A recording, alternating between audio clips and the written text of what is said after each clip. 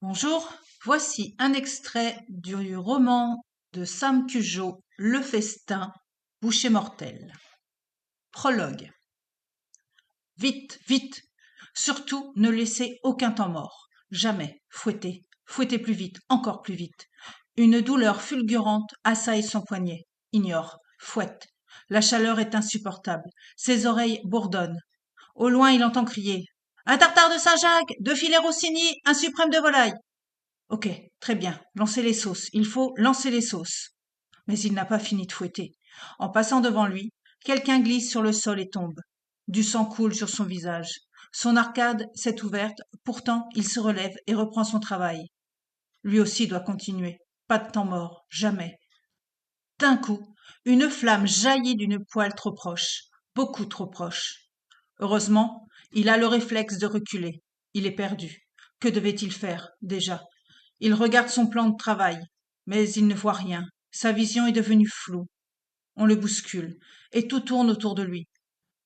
Il sent qu'il va perdre connaissance, quand on fait claquer un torchon mouillé sur ses fesses. Finir de fouetter, lancer les sauces. Il se remet immédiatement au travail. Il enchaîne ainsi pendant 2 heures.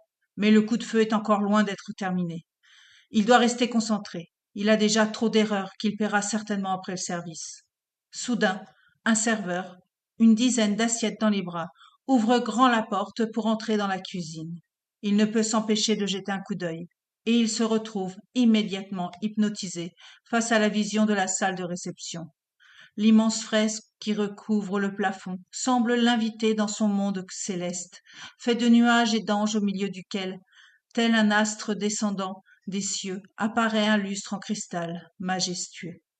Les tables rondes, habillées d'élégantes nappes blanches et sur lesquelles sont déposés chandeliers en or et couverts en argent, offrent un ensemble tellement rutilant qu'il éblouirait presque jusqu'à l'aveuglement. Et que dire de l'élément central de la pièce, celui qui fait l'essence même du lieu, celui qui lui donne jusqu'à son nom, l'immense, la merveilleuse, l'inoubliable fontaine. En marbre blanc, ses ruissellements sont autant de murmures qui se mélangent avec ceux de la salle. La clarté de son eau reflète les chatoiements du cristal suspendu, donnant l'étrange impression qu'il communique dans une langue que seuls peuvent comprendre. Il observe ces hommes et ces femmes, tous plus beaux, plus élégants les uns que les autres, quand soudain son regard se fige. Au centre de la salle, debout, et recevant les félicitations des clients, lui, celui qu'il admire depuis toujours, celui qui façonne, qui sublime, qui magnifie, le maître incontesté, le magicien, celui pour qui, aujourd'hui, il a la chance inespérée de travailler, le grand César Écrevisse. D'un seul coup, on le prend par le col et on le plaque dans un coin de la cuisine. Tu crois que c'est le moment de rêvasser, le commis? Il sent le col de son uniforme lui serrer la trachée. Il regarde l'homme devant lui, son visage plein de haine. De la poudre blanche scintille encore sur le bout de son nez, juste au-dessus de son bec de lièvre. T'es qu'une merde, le commis, t'entends? T'as intérêt à te manier le cul. Sinon, je donnerai pas cher de ta peau. Compris? Il hoche la tête, ne parvient pas à parler, la pression sur sa gorge étant trop forte. Tu dois dire oui, chef. On t'a donc rien appris dans ta formation de miséreux?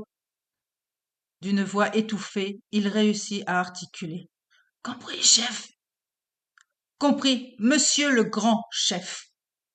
Il hésite, refuse de s'abaisser de la sorte, mais l'autre le serre encore plus fort. Sa tête se met à tourner dangereusement. S'il s'évanouit en plein service, César Écrevisse pensera qu'il n'a pas les épaules pour ce métier. Il sera considéré comme une gêne pour la brigade et il sera remplacé. À cette idée, son ventre se tord.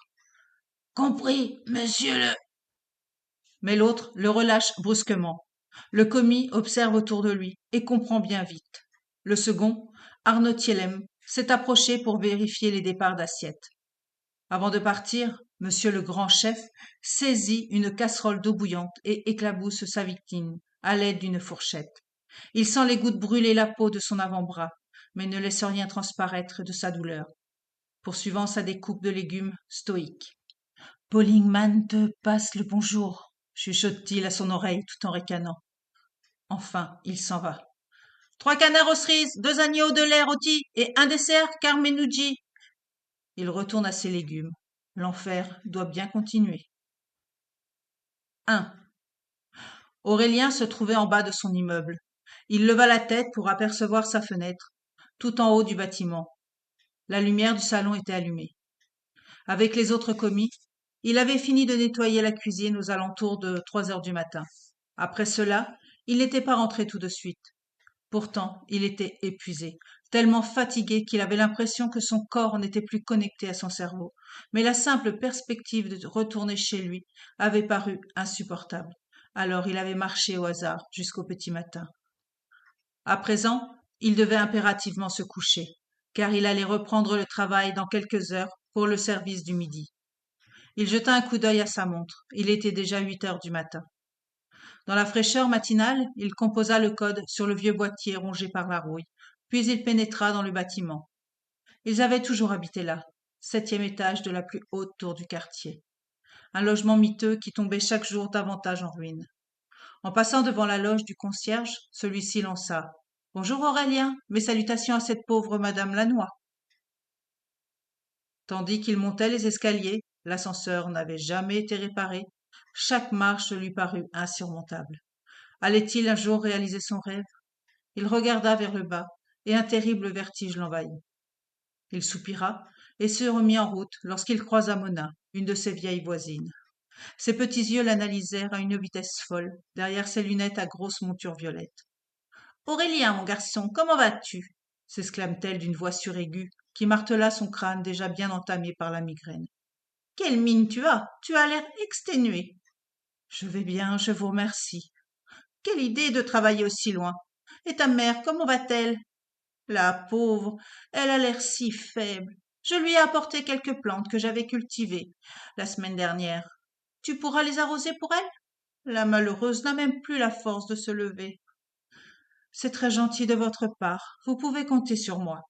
J'aimerais tellement faire plus, soupira-t-elle en prenant un air d'affliction un peu trop exagéré. Ta mère n'a pas une vie facile, tu sais. Tâche de bien t'en occuper.